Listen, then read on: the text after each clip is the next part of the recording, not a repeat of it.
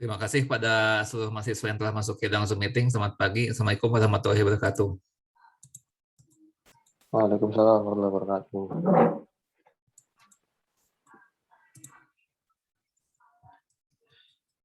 Ya, saya harap kalian sudah sempat membaca ya materi yang diberikan di SCPS. Hari ini kita akan belajar mengenai apa nih? Menurut yang saudara baca, apa yang akan kita diskusikan hari ini? Fungsi linear dan pengaplikasiannya, Pak. Ya, betul ya. Fungsi linear dan penerapannya, betul. Siapa tadi yang jawab? Rio ya? Iya, Pak. Oke.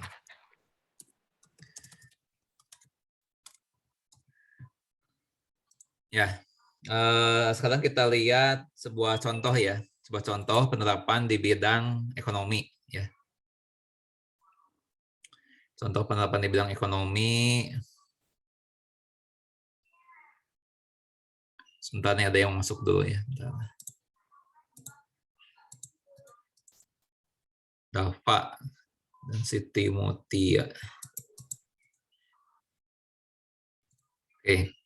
Nah, saya ambil contoh penerapan di bidang ekonomi ya. Misalnya di sini diketahui ada fungsi permintaan ya. Fungsi permintaan itu di sini misalnya saja Q sama dengan 16 min P per 3.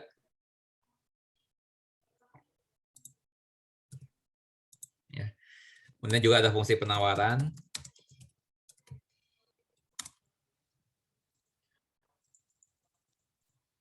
Itu misalnya Q sama dengan P min 4.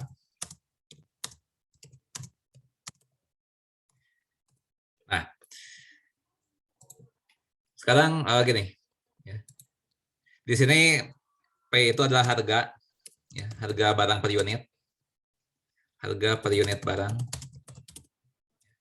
Kemudian Q ini adalah kuantitas barang yang diminta pada harga P.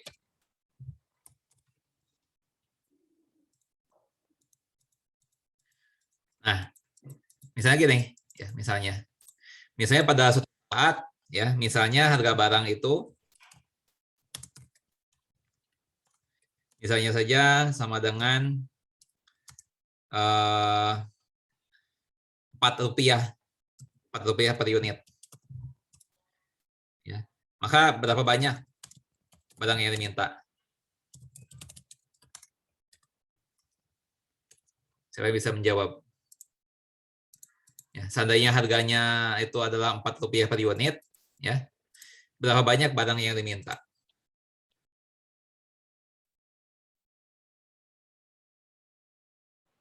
4, Pak. 4. Dapat dari mana? Dari 16 dikurangi 3 dibagi 3.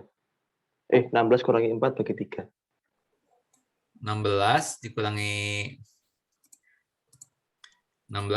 4 dibagi 3. Ya.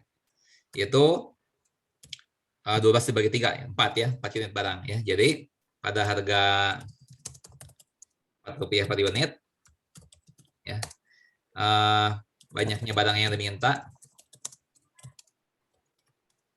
adalah sebanyak 4 unit. Ya. Nah, sekarang bagaimana kalau misalnya harga barangnya itu 1 rupiah per unit? Kalau harga barang 1 rupiah per unit, berapa banyak barang yang diminta? 5, Pak. 5. Siapa yang jawab tadi? Birawa, Pak. Siapa? Birawa. Oke. Nanti sebentar dapat skor ya, Rio dan Birawa. Nah ini. Birawa, Pak. Maaf, Pak. Tolong tulis di chat ya, namamu agak sulit. Coba tulis di chat ya, di chat box.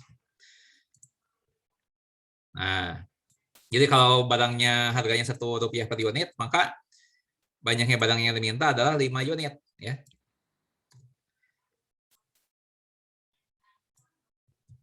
Ya, jadi pada harga barang, ketika harga barang itu 1 rupiah per unit, ya, maka banyaknya barang yang diminta adalah sebanyak 5 unit. Ya. Nah, kalian perhatikan ya, ketika harga turun, ya, harga barangnya awalnya 4 jadi 1 rupiah per unit ya. Ketika harga barang turun, permintaannya naik, ya, permintaannya bertambah banyak. Nah, itulah sebagai akibat dari hukum hukum permintaan, ya, hukum permintaan barang, ya.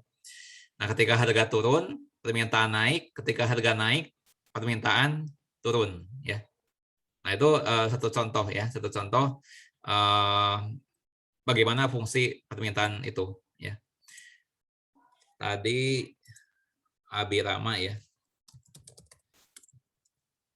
Abirama dan Rio masing-masing mendapat 2 skor ya.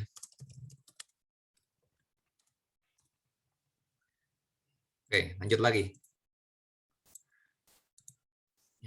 Nah, itu dari sisi penawaran ya. Sekarang dari sisi permintaan. Tadi dari sisi permintaan, sekarang dari sisi penawaran ya.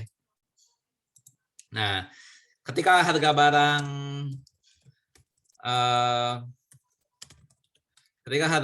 misalnya saja Rp5 per unit ya. Berapa banyak barang yang ditawarkan produsen?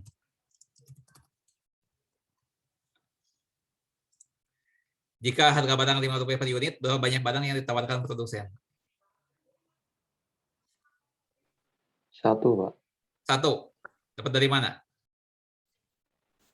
Dari 5 dimasukkan ke P, lalu 5 kurangi 4, kurang 1. Ya, 5 kurang 4. 1 unit. Ya, jadi 1 unit. Ketika harga barang Rp5 per unit, ya, 1 buah barang ya, ditawarkan produsen. Nah, bagaimana kalau harga barangnya misalnya naik? Ya. Harga barangnya bukan 5 ya, tapi jadi 8 ya. Berapa banyak yang ditawarkan oleh produsen? 4, Pak. Yang jawab siapa tadi? Awang? Iya. Awang ya. Oke.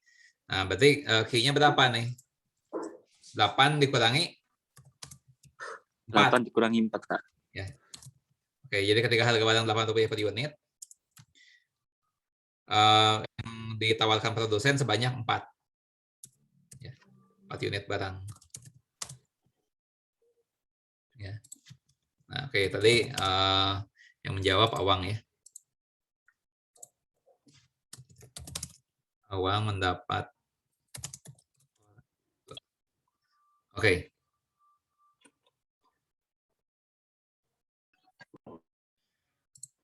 Lanjut lagi.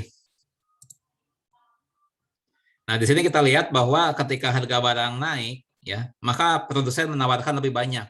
Ya. Nah, itulah hukum penawaran ya di dalam di dalam ilmu ekonomi ya, seperti itu. Nah, sekarang kita perhatikan keseimbangannya ya. Kita sekarang bicara masalah keseimbangan pasar ya. Nah, tentu saja kalau harga barang itu terlalu mahal ya, maka konsumen nggak mau beli. Ya. Nah, tapi kalau harga barang terlalu murah, ya, produsen tidak mau menyiapkan barangnya, ya, karena dia kan harus menutupi ongkos-ongkos produksi. Ya. Jadi produsen nggak mau barangnya terlalu murah, sedangkan konsumen nggak mau barangnya terlalu mahal. Nah, titik setimbangnya di mana? Ya. Nah, titik setimbangnya itu nanti akan melahirkan harga pasar ya dan kuantitas yang diminta pada harga pasar. Nah, jadi di sini ketika keseimbangan pasar terjadi, maka yang berlaku itu adalah PD sama dengan PS ya. Atau ya QD sama dengan QS. D itu singkatan dari demand ya, S itu singkatan dari supply ya. Nah, saat di soal ini ya, misalnya diketahui ya, fungsi penawaran dan permintaan terhadap suatu produk adalah sebagai berikut ya. Nah, jadi yang diketahui misalnya saja ini diketahui penawaran ya. Permintaannya tadi yang ini.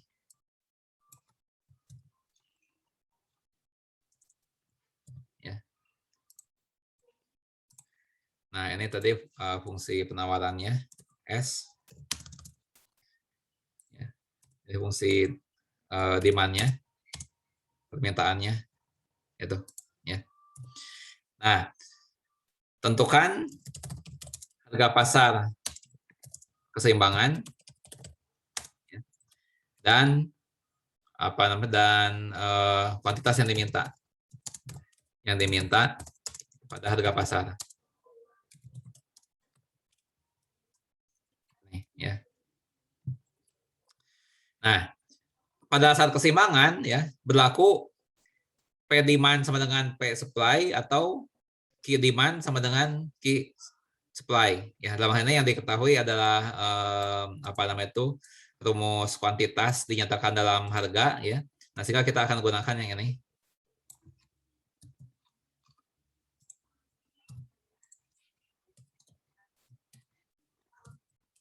Ya.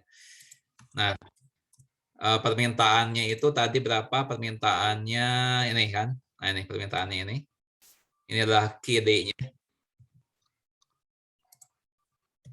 Ya. Nah, ini QD-nya. Ya. Sama dengan QS. QS-nya ini P-4. Nah, sekarang untuk menyederhanakan ini kedua ruas dikalikan 3 ya. Kedua ruas dikalikan 3 sehingga menghasilkan 16 min P sama dengan 3P min 12. Ya. Di sini kita peroleh 4P. Ya. 4P sama dengan 28. Ya. Maka P-nya 7. Ya. Jadi harga pasar keseimbangan ya, adalah Rp7 per unit. Ya. Nah, ini jawaban terhadap pertanyaan pertama ya, harga pasar keseimbangan. Ini. Nah, kemudian berapa kuantitas yang diminta pada harga pasar? Nah, kita sisa mensubstitusikan 7 ini ya, boleh ke dalam QS, boleh ke dalam QD ya. Nah, anggap saja kita masukkan ke dalam QS ya. Di sini QS sama dengan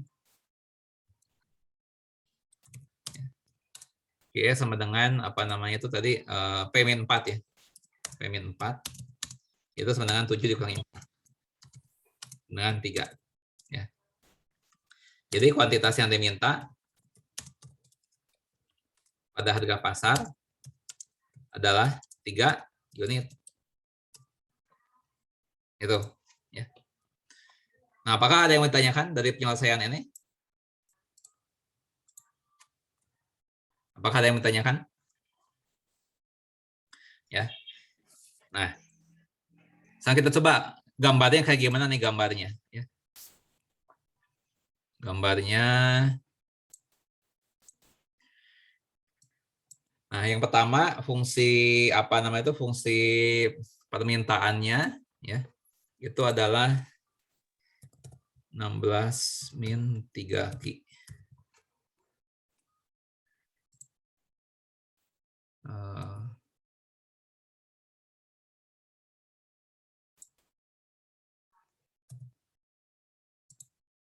Nah, gambarnya gini.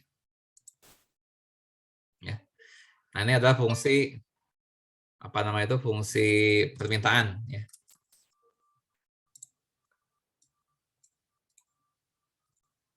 Ini fungsi demand-nya.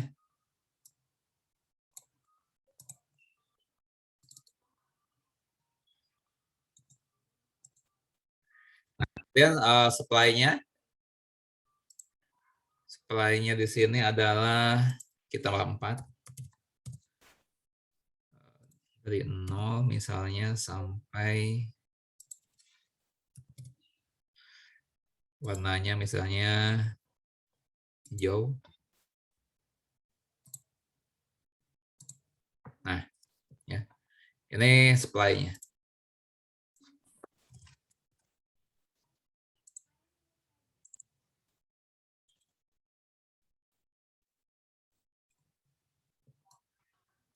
Nah, ini supply-nya.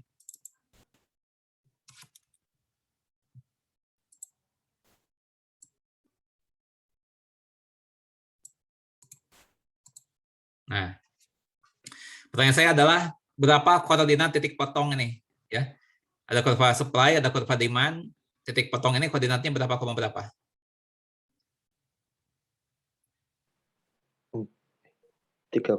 Pak. 3,7. Betul ya. Siapa jawab tadi? Rio, Pak. Rio, ya betul ya, 3,7, betul.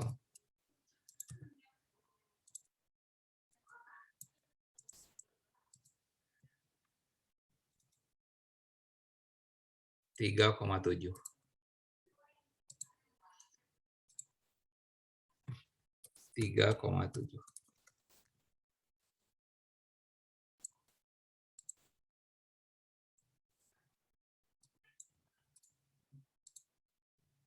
Nah ini, ya.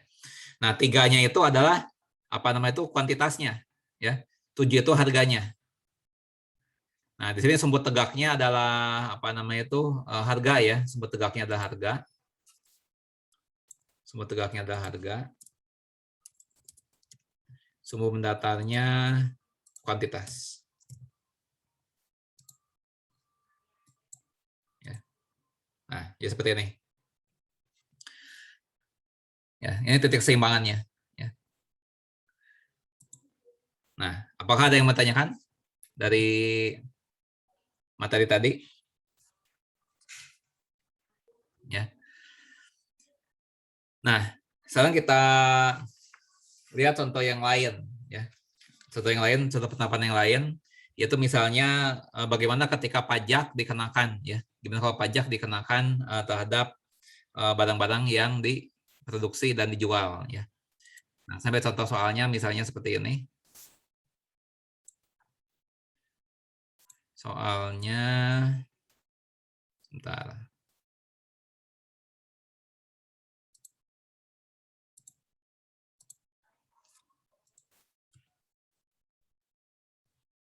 Oke, ya apa nih contoh 2 ya, contoh 2. Ya, diketahui fungsi penawaran dan permintaan sebagai berikut. Ya. Fungsi penawarannya misalnya adalah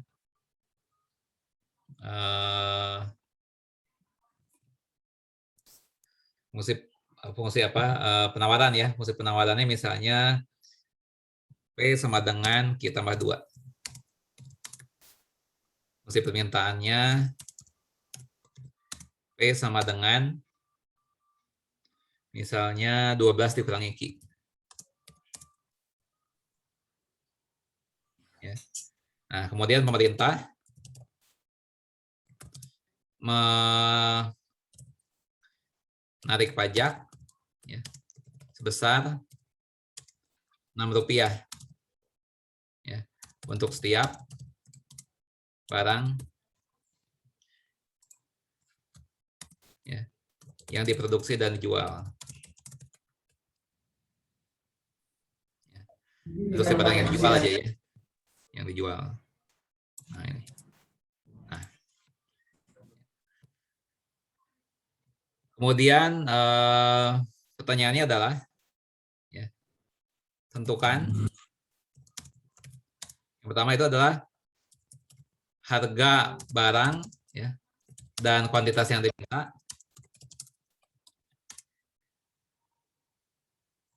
Ya. Ketika keseimbangan pasar terjadi sebelum pajak diterapkan.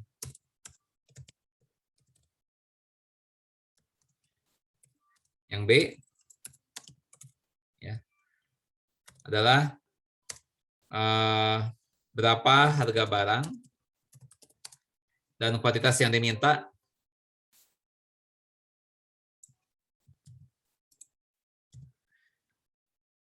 setelah pajak dikenakan.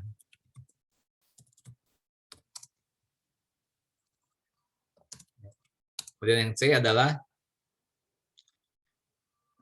ini apa nama itu berapa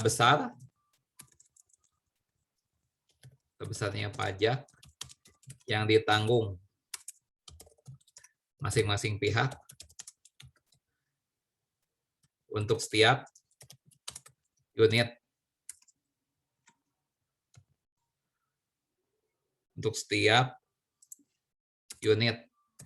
produk yang dijual. Dan D total besarnya pajak, total penerimaan pemerintah dari pajak tersebut.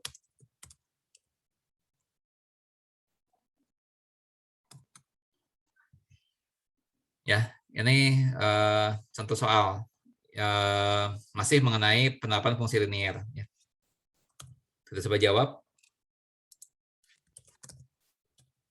Ya. Nah, kita bahas dulu yang sebelum pajak ya, sebelum pajak. Nah, sebelum pajak, ya, ketika terjadi keseimbangan, ya, maka PD sama dengan PS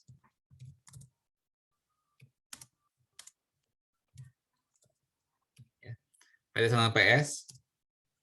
Nah, sehingga di sini 12 dikurangi Q sama dengan PS-nya Q tambah 2. Di sini diperoleh 2Q sama dengan 10. Q-nya 5. Ya. Nah, ketika Q-nya 5, P-nya berapa? Ya. Boleh substitusi ke Q tambah 2, boleh juga disubstitusi ke 12 dikurangi Q. Ya, nggak jadi masalah, yang manapun. Berarti Q tambah 2 sama dengan 5 tambah 2. 7. Ya. Jadi di sini harga keseimbangan pasar adalah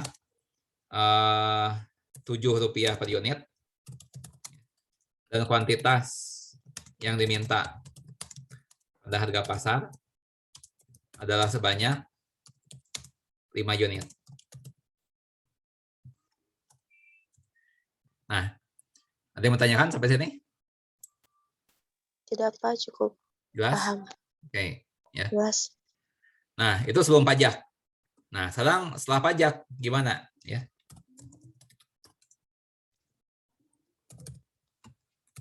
Nah, setelah pajak, ya, kurva supply itu ya akan naik ya sebanyak 6 satuan, dalam hal ini Rp6 ya. Jadi di sini S aksen ya. Itu adalah persamaannya menjadi Q tambah 2 ditambah T. Ya. Q tambah 2 ditambah T. Nah, di mana T-nya ini adalah sebanyak Rp6 ya. Jadi Q tambah 2 ditambah pajak Rp6. Jadi Q tambah 8. Ya. Jadi pengenaan pajak terhadap barang ini ya akan menambah atau meningkatkan atau menaikkan kurva penawaran ya sebesar pajak itu ya. Jadi sini kita tambah 8, tadinya kita tambah 2, jadi kita tambah 8 ya karena ada penawaran pajak sebesar 6 ya. Nah, demand-nya tetap saja ya. DP sama dengan tadi 12 dikurangi Q ya. 12 dikurangi Q. 12 dikurangi Q. Ya. Nah, kemudian ketika keseimbangan terjadi, maka PS aksen ya, sama dengan PD. Ya. PS aksennya adalah Q tambah 8. PD-nya adalah 12 dikurangi Q.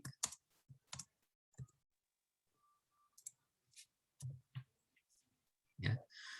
Nah, di sini diperoleh 2Q sama dengan 2Q sama dengan berapa? 4. 4. Jadi Q-nya 2. Nah, ketika Q 2, maka P-nya berapa? Ya, ya masukkan saja ke sini. 12 dikurangi Q ya. 12 dikurangi Q. Dengan 12 dikurangi 2. Itu 10. Ya. Nah, jadi harga keseimbangan pasar ya setelah pajak ya, adalah Rp10 per unit. Ya. Dan kuantitas yang diminta pada harga pasar adalah 2 unit. Ya. Nah, ini jawaban yang pertama tadi. Ya, ini jawaban yang kedua.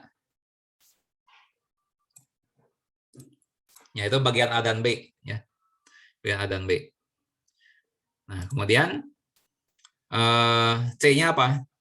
Besarnya pajak yang ditanggung oleh masing-masing pihak untuk setiap unit produk yang dijual. Ya.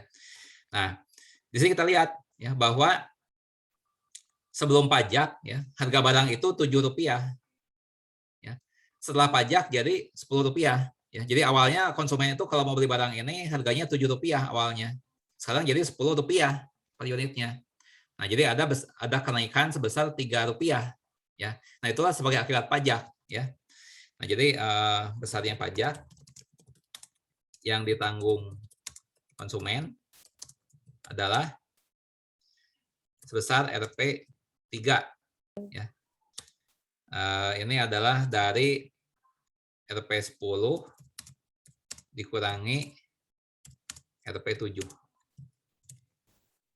Ya.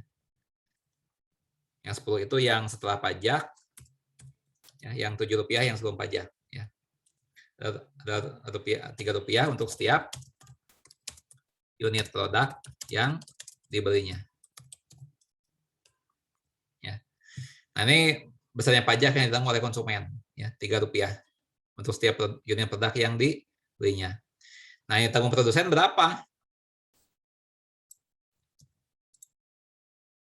Ya, yang tanggung produsen.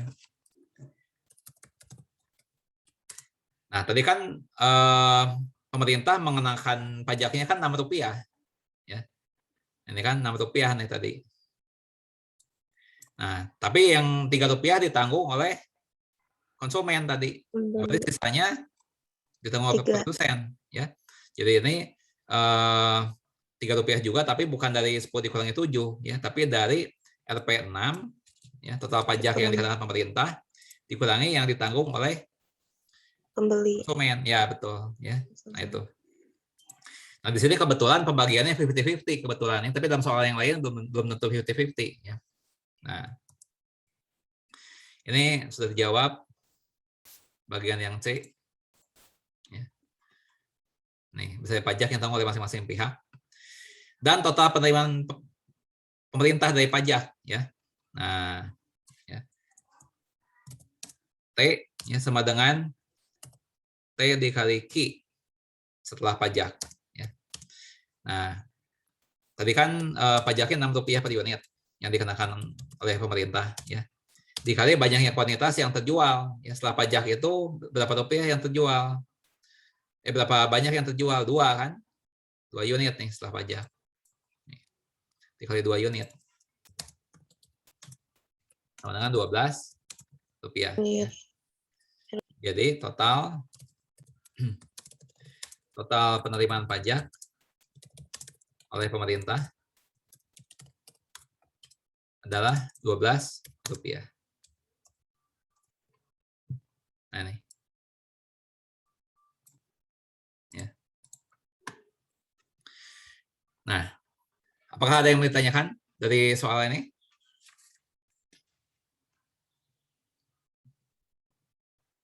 Ya. Coba kita lihat gambarnya ya. Kita lihat gambarnya.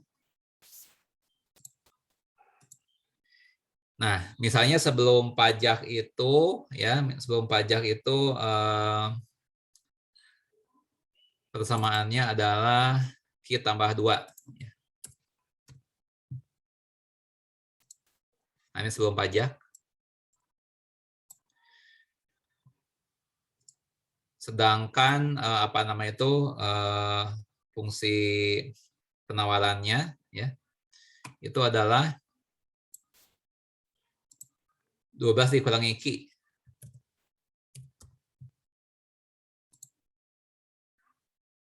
Oh, sebentar, salah. Permintaan ini ya. Sebentar, permintaan ini. Ya. 12 dikurangi Q.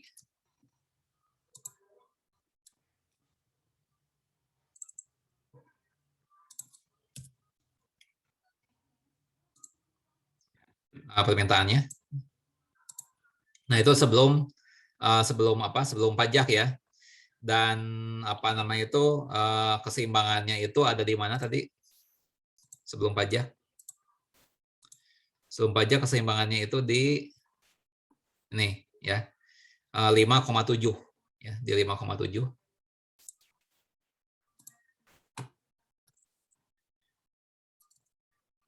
,7. Nah, itu ya. Ini sebelum pajak.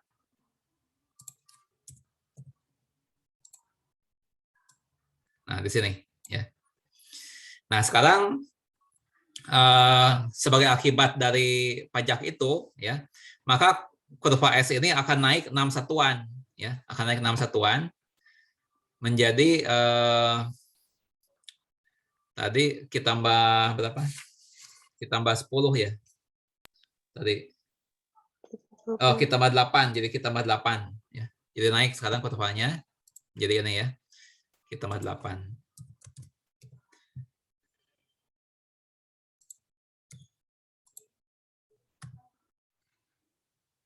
Warnanya misalnya saya ganti jadi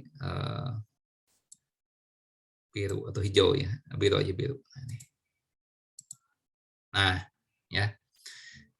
Dia naik sebanyak 6 satuan nih, dari 2 jadi 8 nih, ya. Ini naik 6 satuan. Ini adalah kurva S aksen.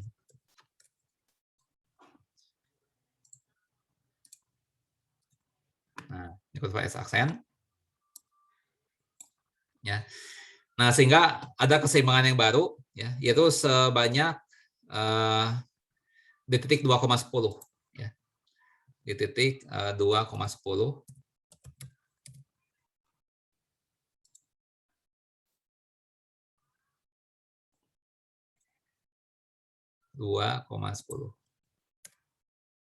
Itu adalah keseimbangan yang baru.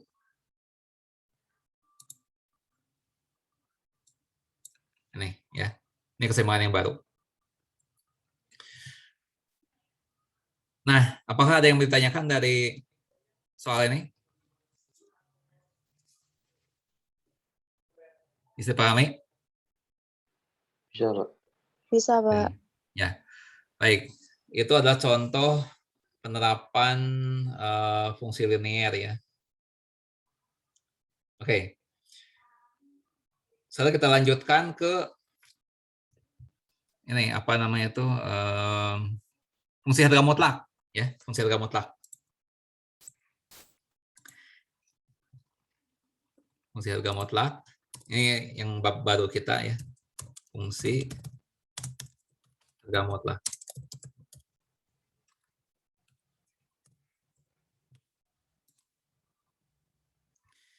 Ya, coba barangkali kalian waktu SMA masih ingat ya, pernah belajar misalnya harga mutlak dari min 10. Itu berapa? 10, Pak. 10. Ya, nanti ini ada pertanyaan mengapa demikian. Ya. Nah, sekarang kalau misalnya harga mutlak dari 15, berapa? 15. Nah, nanti pun ada pertanyaan mengapa. Ya. Nah, kalau harga mutlak dari 0, berapa?